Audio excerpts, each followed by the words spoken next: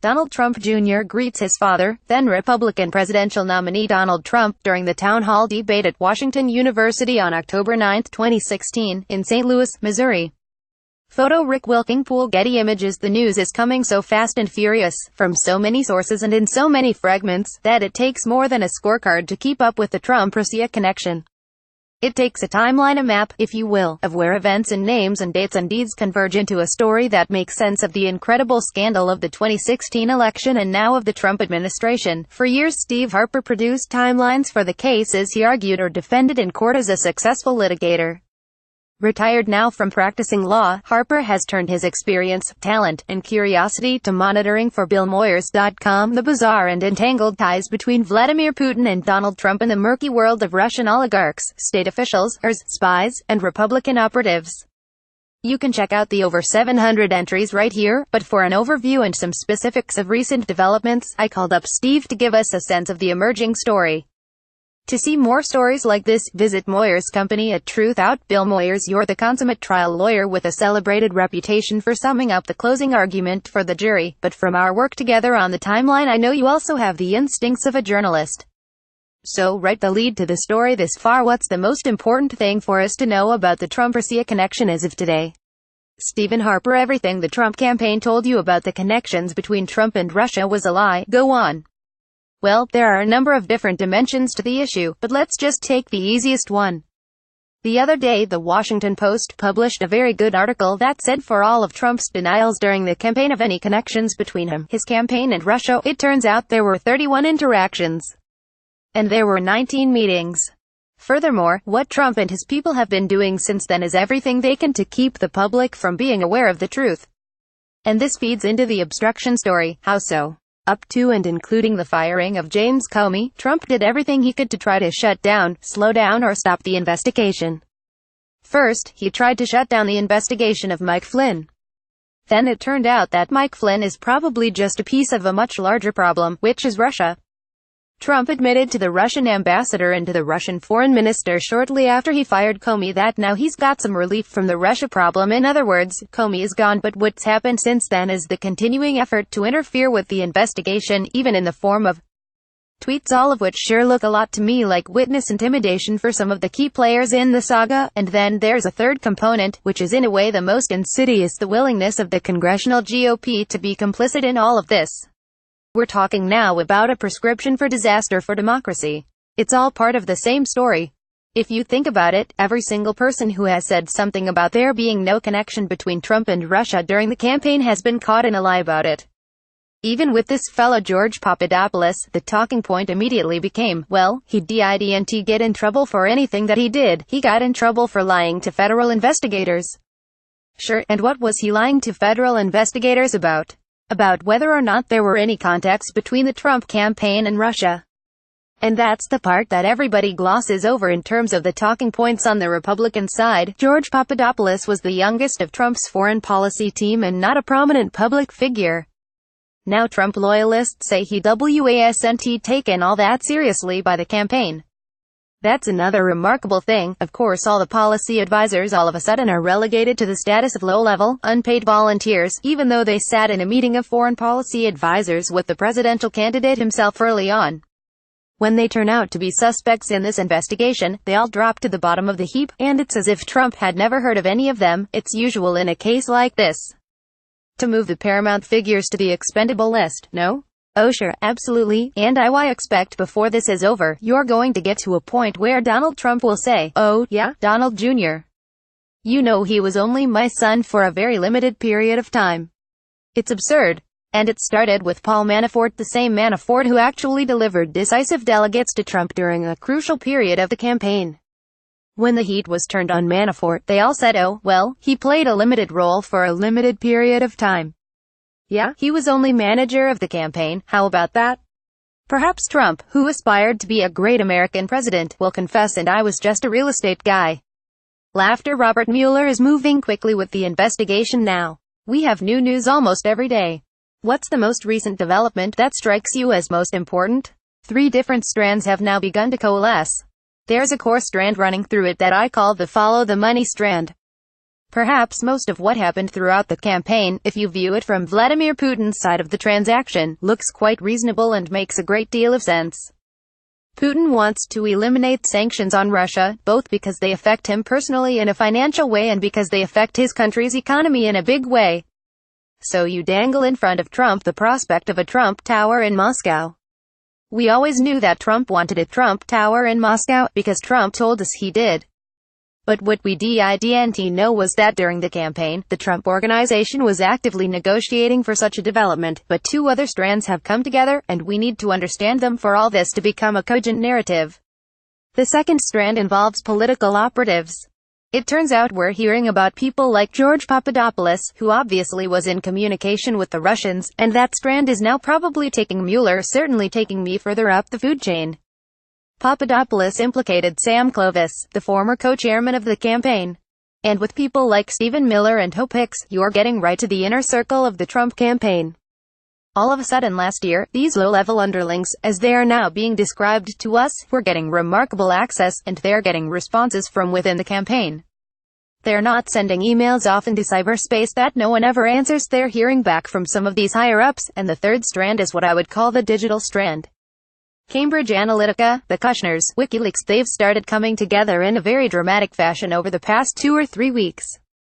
Pundits say they keep waiting for the other shoe to drop. Well, didn't John McCain say, this is a centipede? I guarantee you there will be more shoes to drop. It seems as though there is just no limit to the number of shoes that keep dropping in this thing. Everyone thought the big bombshell was the June 9th meeting in the Don Jr. emails that had set up that meeting in Trump Tower relating to dirt the Russians were promising on Hillary Clinton. And then we just get this even more stunning series of interactions and communications and exchanges that show the people that Kushner hired to run the digital campaign going to WikiLeaks, and revealed Don Jr. having direct Twitter communications with WikiLeaks about Clinton documents. It's just remarkable. If all of this had hit at the same time, it would have been blockbuster, but because of the dribbling out of it, no one focuses on the extent to which some of these three strands coalesce. And they sometimes coalesce around what I call very hot dates in the timeline. Let's pause right there. There's a beginning to a story like this. So I hope you're reading a new book out this week by Luke Harding, once the Moscow correspondent for The Guardian of London. The title is Collusion, Secret Meetings, Dirty Money and How the Russians Helped Donald Trump Win. Have you been following coverage of the book? Yes. I haven't read it yet, but I've read a couple of excerpts and summaries of certain portions of it. Harding, who's a very experienced reporter, quotes the British XP, Christopher Steele, who worked in Russia for years and compiled that notorious dossier on Trump that mysteriously appeared last year. He quotes Steele saying that Russian intelligence has been secretly cultivating Trump for years. As you and I discussed in August, Trump appears to have attracted the attention of Soviet intelligence as far back as 1987, on his first visit to Moscow, a visit arranged by the top level of the Soviet diplomatic service, with the assistance of the KGB. Trump was of course looking for business in Russia. If you go to Trump's own book, The Art of the Deal, he acknowledges talking about building a large luxury hotel across the street from the Kremlin in partnership with the Soviet government. And he quotes a letter he got from the Soviet ambassador to Washington saying the Soviet State Agency for International Tourism is inquiring about his interest in that partnership. Now, one has to ask, there were lots of ambitious real estate moguls looking for deals with Russia in the mid-80s. Why did they select Donald Trump? And that's the $64,000 question. It's very interesting, and Harding notes this as well, and it also was an early entry on our timeline that in 1988, when Trump came back from the Soviet Union, he first made noises about wanting to run for president.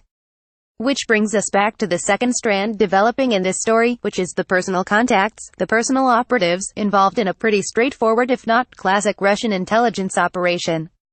Russian agents, the recruiters, look for soft spots in their target, in this case, the US, and those soft spots become points of penetration.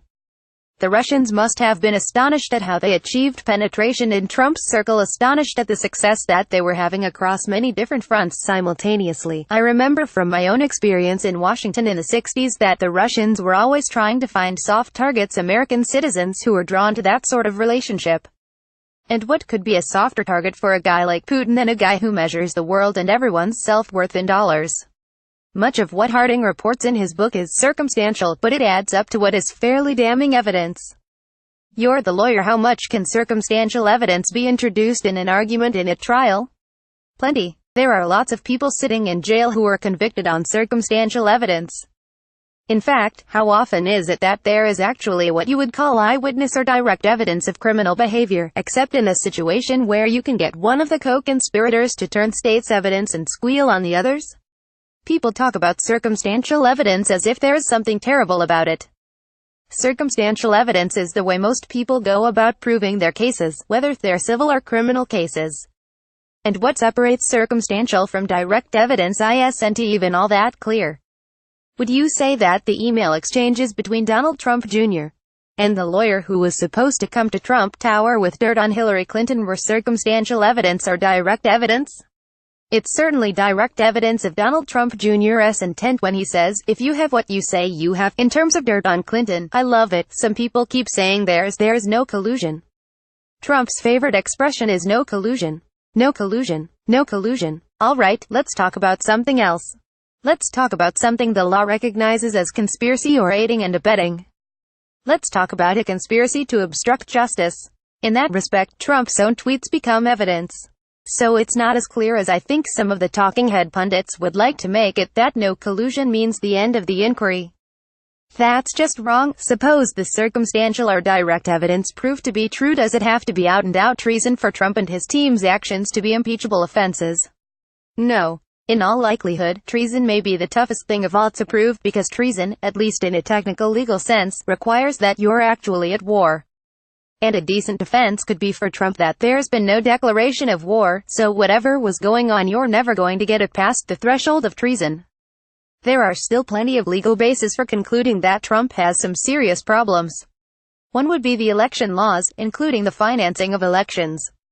It's pretty clear you can't accept help from a foreign government in order to win an election, and it seems pretty clear, at least to me, that if they weren't actually using the help, and that's a big if, I think they were, based on some of the things that I've seen, there's certainly ample evidence that they were willing to be participating in whatever help anybody would give them to help Trump win the election. The second category, apart from election laws and related finance laws, would be aiding and abetting computer theft, insofar as there were illegal into the DNC computers, and WikiLeaks and/or the Trump campaign knew that happened, knew the were illegal, and knew they were willing to do everything they could to take advantage of it in order to help Trump win the election.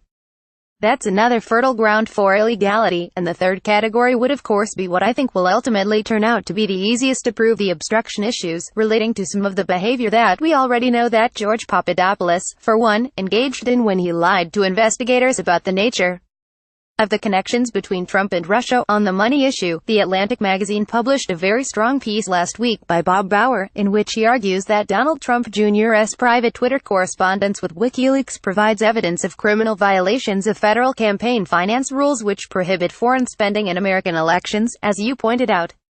He reminds us that those rules disallow contributions, donations, or anything of value provided by a foreign national to sway an election.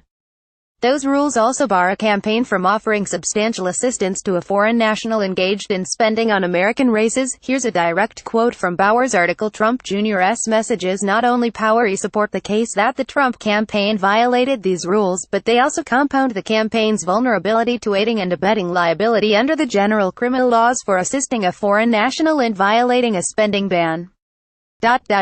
The facts and circumstances here are without precedent in the history of campaign finance enforcement, and it's hard to imagine that any truly neutral analyst informed about the law would conclude otherwise. So he concludes that Trump and his campaign face a whopping legal problem. I agree with him completely. And here we reach one of what I call the hot dates when all these strands coalesce. You have these September-October email exchanges between Don Jr. and WikiLeaks. But now listen to what else you have on October 12. Trump's friend and former advisor, Roger Stone, tells NBC that he has a back-channel communication with WikiLeaks. WikiLeaks' private message to Don Jr. suggests that Trump publicized the Clinton documents from WikiLeaks. 15 minutes later, Trump Sr. tweets about those WikiLeaks documents. That's on one day. This is all on October 12. And 2 days after that, Don Jr. tweets the very WikiLeaks link that WikiLeaks had already suggested that they publicize. That's one point where these strands coalesce. My point is that Bauer's case is even stronger than he may realize when you look at what you and I have called circumstantial evidence of what other things were happening, and how other layers of action were behaving at the same time. As you know, American intelligence has identified WikiLeaks as a conduit for information that Russian operatives stole from Democrats during the 2016 presidential campaign, and now of course, it seems there was a connection between WikiLeaks and the Trump campaign, as you've just outlined it. What do we know about why the Russian government would choose WikiLeaks to release information from Hillary Clinton's computers? I think it was an outlet that would ensure publicity, maximum publicity. It's a notorious organization. And I think if you want bad stuff to get out there and you want everybody to notice it, WikiLeaks would be the way to do it. Donald Trump Jr. reportedly has released all of his correspondence with WikiLeaks. Does this indicate his lawyers don't think it is incriminating? I think it is probably more likely the case that his lawyers assume that it's going to come out eventually anyway. So the best way to do it is to sort of dribble these things out, hope for an intervening scandal, like Al Franken groping somebody or Roy Moore upsetting the Alabama election, and then let the mind of the body politic move on to something different. The good news is that Robert Mueller is not going to be distracted by the intervening events, and help put all this together, but how significant is it that when Donald Trump Jr.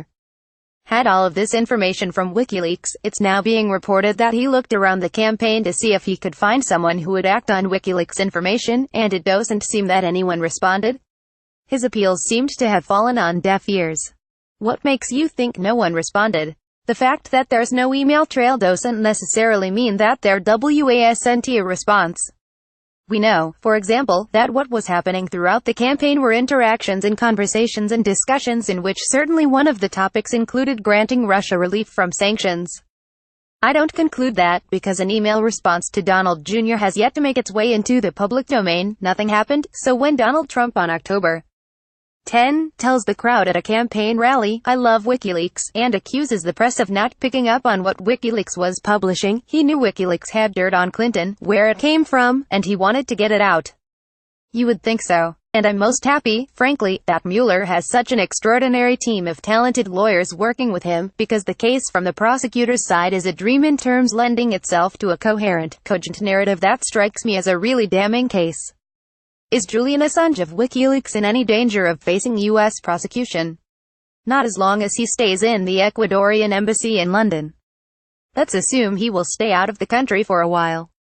I suppose Trump could pardon him. Is there any way that Assange could be viewed as an agent of a foreign power at this point, or is he just a rogue player? My opinion is that during the election, he was an agent acting for the benefit for Trump. He claims that he wasn't dealing with Russian documents. I find that difficult to believe. And certainly, as you said, the U.S. intelligence community is of the view that WikiLeaks was the vehicle through which Russia distributed and disseminated its said documents. And I think he's clearly acting on behalf of interests that are Russian interests. What do you make of Assange and WikiLeaks urging Donald Trump Jr. to suggest to his father that if he loses the election, he should contest the election? What was that about? Chaos. I think the goal was chaos. That's what takes me back to believing that at some level Russia was behind what WikiLeaks was proposing. Because for Putin there are two ways for him to improve Russia's standing. One is to figure out a way to bring his country up. One easy way would be to get some relief from the sanctions. But an equally powerful way to do it is to bring Western democracies, especially America, down. So what better way to foment chaos than a post-election trauma, if you will, in which Trump is contesting election results in various states and doing all of the things he certainly would have been capable of doing. And of course, WikiLeaks feeds right into Trump's soft spot by suggesting, in that same email that you just mentioned, that this could be good for him too, particularly if what he really wants to do is launch a new media network. So it all fits. What do you make of the fact that Donald Trump Jr. did not report to the FBI that WikiLeaks was soliciting him last year? Does that put him legally at risk? The mere failure to report doesn't, but it certainly adds to the question about what Trump Jr.'s true motives and the motives of the Trump campaign were in pursuing the information WikiLeaks was offering. Now, let me give you something else to think about, and see if your reaction causes you some of the heartburn it causes me. In June of last year, quite a month, no? There was another hot date. Jared Kushner, Trump's son-in-law and close advisor, assumed control of the digital campaign and hired the firm Cambridge Analytica. We talked about Cambridge Analytica a moment ago. Well, Cambridge Analytica's vice president had been Steve Bannon. And about the same time that Kushner hired Cambridge Analytica, the CEO of Cambridge Analytica is reaching out to WikiLeaks with an offer to help disseminate ED documents, and then you get to July 22nd and WikiLeaks is releasing ED documents. In August, George Papadopoulos is continuing to push Russia on the campaign team. Roger Stone is continuing to talk about his communications with Assange and WikiLeaks, and it certainly looks as if Stone is predicting more WikiLeaks releases of documents, and the daughter of the part-owner of Cambridge Analytica, Rebecca Mercer, who is also a Trump donor, tells its CEO to reach out to WikiLeaks too. And then Donald Jr.'s email exchange with WikiLeaks comes in September. See what I mean? There's a ramping up of the process that culminates in those email exchanges that Don Jr. had with WikiLeaks, and that becomes, I think, an important narrative to understanding the story. I need sometimes laughter. It's good and bad, I guess, getting mired in all these details. The good news is we learn more facts. The bad news is we learn more facts, and it may not be possible for Americans to put it all together and conclude that anything significant happened, when actually there's a grave threat to democracy. Let me pause right there. As Josh Marshall points out at Talking Points Memo, the Justice Department is directly overseeing Mueller's investigation. It has absolute power over the inquiry, meaning that Mueller is now investigating his overseers. Isn't that certain to have some impact on the process? I don't think so. Let me tell you why. I think the only thing that will affect the process, and this is the thing frankly that I fear more than anything else, will be if Trump fires Mueller. We know Attorney General Jeff Sessions has recused himself. If he should resign, that would be a great victory for Trump, who could then appoint someone else as an acting Attorney General who could then fire Mueller. Otherwise, the ball bounces to Rod Rosenstein. Rosenstein's been on record a couple of times saying that he hasn't seen any basis for firing Mueller. And at this point, I have competing views of Rosenstein in general, but I think on this issue, he realizes that his personal interest and his professional interest and even the country's interest requires that if Trump were to issue an order to fire Mueller, or even if he were to try to interfere with Mueller's investigation in some way, allowing him to do so will be a very bad thing for Rosenstein personally. I don't think he'll do it. There's a precedent for this, of course. Nixon went ahead and fired the special prosecutor investigating Watergate. Yes, but he had to go through Attorney General Richardson and Deputy Attorney General Ruckelshaus to do it. Trump would have to fire Rosenstein, then he'd have to fire an associate attorney general named Rachel Brand, who based on everything I've read about her would likely balk and not be inclined to follow an order unless she were satisfied that there was in fact good cause to do it. What might provoke Trump to risk everything? Firestorm, constitutional crisis, even impeachment to fire Mueller? I think he'll do it if he thinks that things are getting too close. I think he's already been close to doing it in the past. And I think at some point, and I think it's probably a question of when not if, he will fire Mueller. I really fear that's what's going to happen. And of course the irony is that for the amount of time Mueller has spent on the job, he's achieved remarkable results. He's working very quickly, very efficiently. The median life of a special counsel is just under 2 years. The average is 3 years. The Iran-Contra investigation went for 6.5 years. Whitewater went for more than 8 years. The Valerie Plame NSA leak went for 2 years. We're what, just 5 months in, and Mueller's already obtained 2 indictments and 1 guilty plea. Precisely, the indictments are for Paul Manafort and Rick Gates. But the indictments are not related to the TrumpRussia connection, are they? I think the answer to that is it remains to be seen. That's clearly the way the Trump people are going to continue to try to spin it. But step back for a minute and think about the fact that a campaign manager, Paul Manafort, for a presidential candidate Donald Trump, has been indicted for money laundering, tax evasion and all sorts of other wrongdoing arising from his work for Ukraine, where Putin and Russia were fomenting trouble. And shortly after he became the manager of the campaign, as we've learned, he was also offering to provide special briefings to a Ukrainian oligarch with whom had business dealings. I wouldn't be at all surprised to see at some point some of these things merge into one another. You mentioned earlier that a new series of Trump advisors are under scrutiny. Hope Hicks is one of them. She's perhaps the closest staffer to Donald Trump. Not even 30 yet, keeps a low profile, been with him a long time, apparently spends more time with the president than anyone else on the White House team. We've learned Mueller wants to talk to her. What have you learned about her and what can she add to this? She can add a lot, I suspect. And I suspect that Mueller thinks so too, because as you say, she's as close to the inner circle as you can get. She was also present at two really key points in this story and many others, I could add. One in connection with what ultimately led to the firing of James Comey in May of 2017. She was around for that. And as you may recall, we now have learned that it turns out that Trump had dictated to Stephen Miller, another close aide, what was apparently a 4-page rant, or screed, of his real reasons for wanting to fire James Comey. So it's hard to imagine that Hope Hicks wasn't somehow involved in, or at least aware of, what was going on that weekend in Bedminster, New Jersey, when Trump was pouring his rage into that letter. She was also aboard Air Force One, and maybe the lesson is you just never want to be on Air Force One with Donald Trump when they were coming back from Europe, and Trump, as we learned much later, had a very heavy hand, in drafting a very misleading statement about what had transpired at that June 9, 2016 Trump Tower meeting between Don Jr., Manafort, Kushner and some Russians with ties to the Kremlin. Hope Hicks reportedly was advocating on behalf of transparency, but it appears that she lost out. And that's just what we know Ms. Hicks was involved in.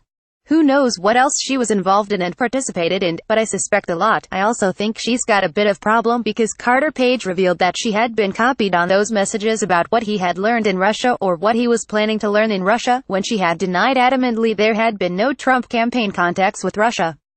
So she's got a bit of a consistency issue there, it would seem. You mentioned Carter Page. He and George Papadopoulos traveled the world, apparently representing themselves as able to speak for the Trump campaign, even though the Trump campaign later said they weren't.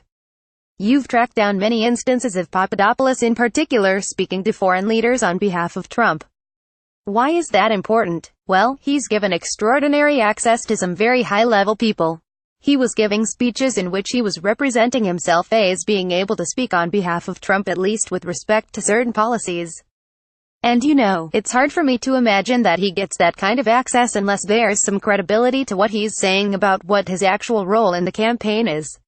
And of course we all know from the infamous photo taken at the Trump International Hotel that Papadopoulos was one of a handful of people seated at the table with Jeff Sessions and Donald Trump, as Sessions presided over a meeting about Trump's foreign policy, and Trump told the group that he didn't want to go to World War III over Ukraine, and I believe that's what started the process of making clear to everybody who was on Trump's foreign policy team that easing relations with Russia by easing sanctions would be something that Trump would be open to. And I think a lot of what happens afterward you can fit into this broader framework of the question, what is Putin's angle in all this? Well, Putin's angle in all this is if he can get the Russian sanctions lifted, he's a winner. And if Trump will help him do that, great. And even if Trump can't help him, even if Trump doesn't win the election, it can't hurt that he's created some chaos in a Western democracy, which clearly is what he intended and what happened. You mentioned Jeff Sessions. In his testimony to Congress last week, Sessions said it's hard for him to remember meeting with and conversations about the Russians because the Trump campaign was in constant chaos. The fact that the campaign was in chaos certainly seems accurate, but would his excuse play at all in a trial? No. And remember what Steve Schmidt, who was involved in John McCain's campaign, said? He said he hopes that Jeff Sessions never gets a puppy because he's not going to remember to feed it, he's not going to remember to get it watered, he's not going to remember to let it out. That puppy's just going to be in terrible trouble. But what's interesting about Sessions to me is this: what Sessions said in his recent statements was, I haven't remembered that Papadopoulos raised the issue of Trump meeting with Putin or members of the campaign meeting with representatives of Putin until I read about it in the news reports. But now that I've read about it, now I remember, and listen, I pushed back really hard and I said that it would not be appropriate for anyone to be meeting with a representative of a foreign government.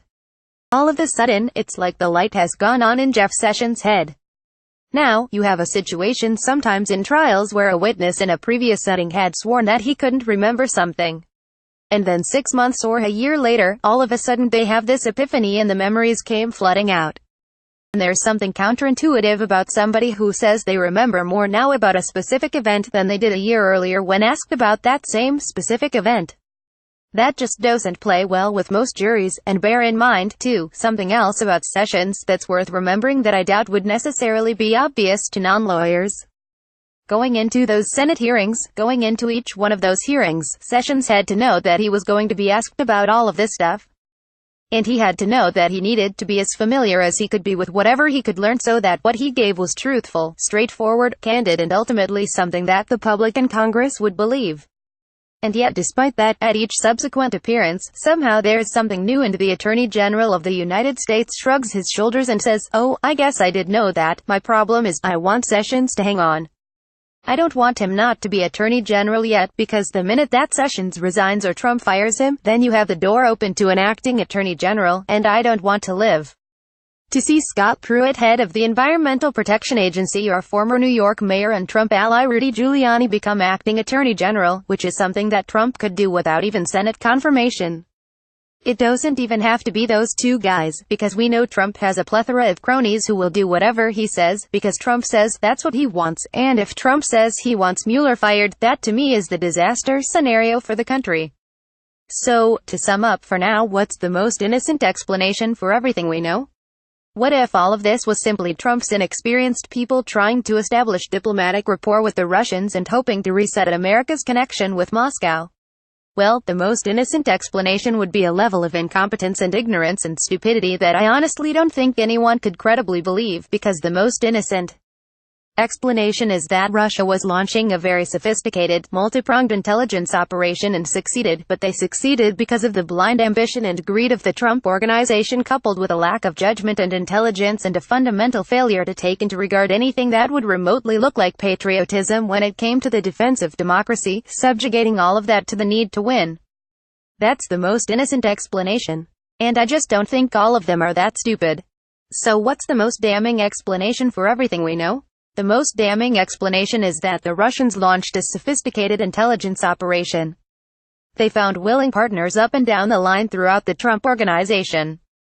And up and down throughout the Trump organization, as the details of that intelligence operation became known, the participants lied about it, lied about its existence, lied about their personal involvement in it, and now they are all facing serious criminal jeopardy as a result. One more, I assume most people believe Russia's interference in the election last year is a bad thing, a serious offense, but is it possible that by treating Vladimir Putin and his cronies as an existential threat, we're playing directly into Putin's hands and making him appear a more significant figure in the world than he really is? Well, he's already achieved that, but the problem is, what's the alternative? Back in January, John McCain and Lindsey Graham were on national television acknowledging the seriousness of the Russian interference. McCain called it the cyber equivalent of an act of war. And if you acknowledge and recognize the existential threat, do you sit back and let the next thing happen in 2018 that Vladimir Putin wants to do? Remember, we have elections coming up next year. The uniform view of U.S. intelligence is unambiguous, and if you don't view it as an existential threat, then you're willing, I think, to sacrifice democracy. We keep hearing, yeah, but Trump was still legitimately elected, he won the election fair and square. Now we're realizing that that may not even be true. I don't personally believe that to be true anymore. I wrinkle every time somebody says he won fair and square, because that's become less obvious every day. So the last line of defense would be, well, even if he didn't win fair and square, he's our president, so we've got to sit back and let whatever Putin's going to do to us continue to happen, because we don't want our response to raise his standing in the world. Well, I would submit it raises Putin's standing in the world even more to have an accomplice in the White House. Thank you, Steve Harper.